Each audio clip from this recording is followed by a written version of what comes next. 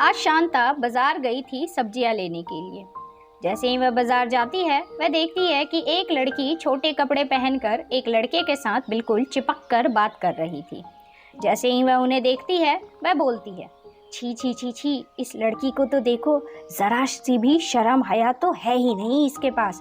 पता नहीं कैसे संस्कार दिए हैं माँ बाप ने, 25 साल की होके 5 साल के बच्चों वाले कपड़े पहन रखे हैं। हमारे ज़माने में तो थोड़ा सा भी अंग दिख जाए तो हमें शर्म आ जाती थी। यही सब बड़बड़ाती हुई शांता पूरे रास्ते अपने घर की तरफ बढ़ती हुई चली जाती है। वो जा ही रही थी कि वह अपने 2 पड़ोसियों को बात करते हुए देखती है। वह उनके पास जाती है और बोलती है, और मीना बहन, कैसी हो आप? सब ठीक ठाक तो है ना? क्या बात चल रही थी, मुझे भी तो बताओ जरा, मैं भी तो सुनूं। कुछ नहीं शांता, बस आज चंद्र ग्रहण लगने वाला है शाम को 7 बजे के बाद। वही इस सरला को बता रही थी कि खाना वाना जल्दी बना ले। इस पर शांता बोलती है, अच्छा हुआ तुमने मुझे याद दिला दिया, मुझे तो याद भी नहीं था। अब मैं जल्दी घर जाती हूँ और अपनी बहू को बताऊंगी कि खाना जल्दी बना ले। घर आकर शांता अपनी बहू को बोलती है, रेखा, अरे ओ रेखा, इधर आ। आई माँ जी, बस आ रही हूँ, किचन में थोड़ा काम था। देख बहू, शाम को 7 बजे से चंद्र ग्रहण लगने वाला है। उसके बाद से ध्यान रखियो कि कोई भी खाना ना खाए, और जो भी खाना बनाया हो तूने उसके अंदर जाके जल्दी से तुलसी के पत्ते डाल दे। जा जल्दी कर, इससे पहले कोई आके खा ले उसे।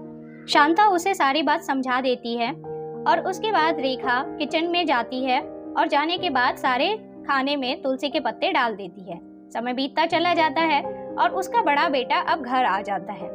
जैसे ही उसका बड़ा बेटा घर आता है वह डायरेक्ट किचन में जाता है और वहां से खाना निकालकर खाने लगता है। उसे खाता हुआ देख शांता बोलती है, हे राम, कर दिया ना अपशगुन इस लड़के ने आते के साथ ही। कौन सा अपशगुन कर दिया मैंने? अब भूख लगी है तो खाना भी ना खाऊं?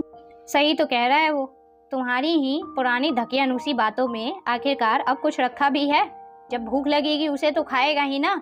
तुम तो चुप ही बैठे रहो, तुमसे किसी ने बात की है यहाँ पे ना, तुमसे किसी ने कुछ पूछा है, तो फिर क्यों बोले जा रहे हो? और तू रेखा बहू, तुझे तो मैंने बताया था ना। माँ जी, माँ जी बस बताने ही वाली। तू क्या वहाँ पे खड़ी होके मैं किए जा रही है? और अपना पल्ला ठीक कर, ये पल्ला तेरा खिसकना नहीं चाहिए यहाँ से। हमारे जमाने में भी हम इतना काम कर लेते थे, लेकिन मजाल है कि हमारा पल्ला खिसक जाए। आजकल की लड़कियों को तो बस छोटे छोटे कपड़े पहनवा लो और किट्टी पार्टी करवा लो इनसे, और कोई काम मत बोलो इन्हें बस। जी माँ जी, अभी मैं इसे ठीक कर लेती हूँ, आप गुस्सा मत होइए माँ जी। ये है शांता देवी। शांता देवी को छोटे कपड़े पहनने वाले लोग बिल्कुल पसंद नहीं है। और ये है इनकी बड़ी बहू जिसका नाम है रेखा। रेखा घर का सारा काम करती थी, लेकिन शांता देवी कभी भी उससे खुश नहीं रहती थी। किसी न किसी बात पर वह उसे हमेशा ही डांटा करती थी। रेखा शांता के साथ जैसे तैसे रह रही थी। ऐसे ही एक दिन जब रेखा अपने कमरे में सो रही होती है, वहां पर शांता आती है। उसका पल्लू खिसका हुआ देखकर वह बहुत गुस्सा हो जाती है। उस पर वह बोलती है, छी छी छी छी छी, इस लड़की को तो देखो, जरा सी भी शर्म हया तो बची ही नहीं है इसके अंदर। माँ जी, क्या किया है मैंने? आप मुझे इस तरीके से क्यों डांट रही है? अरे सोते टाइम तुम्हें ध्यान रखना चाहिए, तुम्हारा ये पल्ला खिसका कैसे आखिरकार? तुम जैसी लड़कियों को तो बस छोटे छोटे कपड़े पहनने की आदत हो गई है, पल्लू नहीं संभलता इनसे। उसकी ये बातें सुनकर रेखा बहुत ज्यादा उदास हो जाती है। ऐसे ही देखते देखते पूरा 1 साल बीत गया था इनकी शादी को। आज रेखा की पहली एनिवर्सरी थी और उसका देवर दिल्ली से कानपुर आ रहा था उनकी एनिवर्सरी के लिए। जैसे ही वह घर पहुंचता है वह अपनी भाभी से बोलता है, मैंने अपने लिए एक लड़की पसंद कर रखी है। उस लड़की का नाम संध्या है। माँ वो मेरे ही ऑफिस में काम करती है। मैं उससे शादी करना चाहता हूँ, अगर आप लोगों की इजाजत हो तो। मतलब तू हमें ये बता रहा है कि तू उस लड़की से लव मैरिज करना चाहता है? हाँ माँ, मैं संध्या से बहुत प्यार करता हूँ, कोई आपत्ति है क्या? नहीं बेटा, हमें क्या आपत्ति होगी, तुम्हें लड़की पसंद है तो हमें भी लड़की पसंद है। तुम्हारे भी क्या कहने हैं आखिरकार? जो तुम्हारी बात नहीं सुनता तुम तो उसकी बात झट से मान लेती हो, और जो तुम्हारी इतनी बातें सुनते हैं उनकी एक बात नहीं मानती हो तुम्हें तो समझना मुश्किल है मेरे लिए। आप चुप रहिए जी, आपको कुछ पता भी है? आप क्या चाहते हो? उस शहरी लड़की के चक्कर में मैं अपना बेटा खो दूं? उसे शादी करने तो दीजिए, रेखा और संध्या के अंदर कोई फर्क भी नहीं कर पाएगा और छोटे कपड़े तो मैं उसे वैसे ही नहीं पहनने दूंगी। आप देखिएगा मैं उसे कैसे ठीक करती हूँ। ऐसे ही टाइम बीतता चला जाता है और 1 महीने बाद संध्या और रवि शादी कर लेते हैं। उसके बाद वह दोनों वहाँ से निकलते हैं घर की तरफ। शादी के बाद संध्या को रवि कार से लेकर घर आ रहा था। कानपुर से दिल्ली तक आते में संध्या थक जाती है और वह कार में ही अपने कपड़े चेंज कर लेती है। इधर घर वाले संध्या और रवि का इंतजार कर रहे होते हैं। संध्या को अपने गृह प्रवेश पर इतने छोटे कपड़े पहने हुए देखकर तो उसकी सास के तोते ही उड़ जाते हैं। उसकी सास सोचती है कि आखिरकार ये कैसी बहू है। वह गुस्से में उसकी तरफ देखती है और बोलती है, रवि क्या मजाक है ये, अपने गृह प्रवेश पे कोई ऐसे आता है क्या? माँ दरअसल बात ये है कि संध्या को रास्ते में ही वॉमिटिंग हो गई थी और वो वॉमिटिंग उसने अपने कपड़ों के ऊपर ही कर दी थी, जिसकी वजह से उसे लहंगा चेंज करके हाथ जो लगा वही पहनना पड़ा। संध्या को समझ नहीं आ रहा था कि आखिरकार रवि झूठ क्यों बोल रहा है।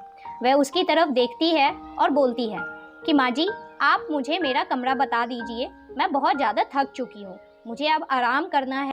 रवि जा ले जा इसे अपने कमरे में और बोल कि थोड़े ढंग के कपड़े पहन के आएगी शाम को नीचे, शाम को इसकी मुंह दिखाई होनी है, हमारे मेहमान आने वाले हैं। कमरे में जाने के बाद संध्या रवि से कहती है कि रवि तुमने झूठ क्यों बोला था नीचे, तुमने तो कहा था कि शादी के बाद मेरा जो मन करेगा मैं वो पहन सकती हूँ। तुम्हें तो पता ही है कि हमारी अभी नई शादी हुई है और माँ नहीं चाहती कि अभी तुम इस तरीके के कपड़े पहनो, इस वजह से मैंने झूठ बोल दिया था।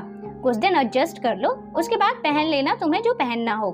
वो दोनों ऐसे ही बातें करते रहते हैं और उसके बाद शाम हो जाती है। शाम को उसकी सास उसके कमरे में जाती है ये देखने के लिए कि पता नहीं उसकी बहू इस बार कौन से अतरंगे कपड़े पहन ले। वह जाती है उसके कमरे में और बोलती है, बहू मैंने तेरे सूटकेस में एक नीले कलर की साड़ी देखी है, उस साड़ी को ही पहन के आज तुझे नीचे आना है, उसके अलावा और कुछ भी मत पहन। ठीक है माँ जी, आपको नीले कलर की साड़ी पसंद है मेरी तो मैं वही पहन लूंगी। शांता ने सिर्फ साड़ी देखी थी, साड़ी का ब्लाउज नहीं देखा था कि वह कितना ही ज्यादा हॉट बनवा रखा था। शाम को सभी लोग पार्टी में आ जाते हैं मुंह दिखाई करने के लिए। तभी उसकी बहू नीले कलर की साड़ी पहनकर नीचे आ जाती है। सभी की नजरें संध्या के ऊपर ही थी। बहुत बढ़िया शांता, तूने तो इस शहर की लड़की को भी साड़ी पहनना सिखा दिया। तो तुझे क्या लगा था ये ऐसे कपड़े पहन के घूम लेगी क्या यहाँ पे? मेरा नाम भी शांता देवी है, इसके जैसे कितनों को ठीक किया है मैंने। संध्या शांता की सारी बातें एक कोने में खड़े होके सुन रही। कोई बात नहीं संध्या, तुम उदास मत हो, माँ जी ऐसी ही है।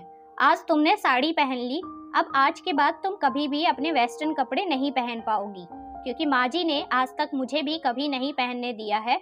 मुझे तो 1 साल हो गया शादी को, मैं आज भी ऐसी ही हूँ। मैं ऐसे नहीं रह सकती भाभी, मुझे आदत नहीं है ऐसे साड़ी और हैवी कपड़े पहनने की। आप देखती रहिए, कुछ टाइम की बात है, उसके बाद मुझे कोई नहीं रोक पाएगा। इतना कहकर संध्या अपने कमरे में आ जाती। संध्या तुम्हें पता है कल हम हनीमून पे जा रहे हैं, मैंने मनाली की 2 टिकटें बुक करवाई हैं। अगली सुबह दोनों सभी का आशीर्वाद लेकर मनाली के लिए निकल जाते हैं। इधर शांता बोलती है, पक्का ये लड़की छोटे छोटे कपड़े लेके गई होगी अपने साथ, मुझे ना इसका बैग चेक करके भेजना चाहिए था, अपने हिसाब से कपड़े रख के भेजती मैं, बेशरम कहीं की। तभी वहाँ पे मुरारी आता है और बोलता है, क्या गलती है आखिरकार उन कपड़ों में? तुम्हें पता है आज क्या हुआ? एक लड़की बाइक पर बैठी थी और पल्लू ऐसे संभालते हुए उसका पल्लू जो है बाइक में फंसा और वह सर के बल नीचे गिर गई बाइक से। अभी जाके उसे हॉस्पिटल में एडमिट करा के आया हूँ। तुम्हें पता है वो लड़की कौन है?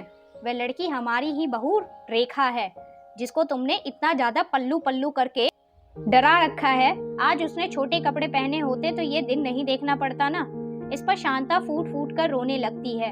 हे भगवान, ये क्या हो गया? ये मेरी ही गलती है, मुझसे बहुत बड़ी गलती हो गई है। काश बहू ठीक हो। अब रोना बंद करो और चलो हॉस्पिटल, बहू को देखने भी जाना है, उसे किसी भी टाइम किसी भी चीज की जरूरत हो सकती है। तुम्हें अपनी गलती का एहसास है, यही बहुत बड़ी बात है। उसके बाद शांता कपड़ों को लेकर कभी भी अपनी बहुओं के साथ ज्यादती नहीं करती है। आपको हमारी कहानी कैसी लगी हमें कमेंट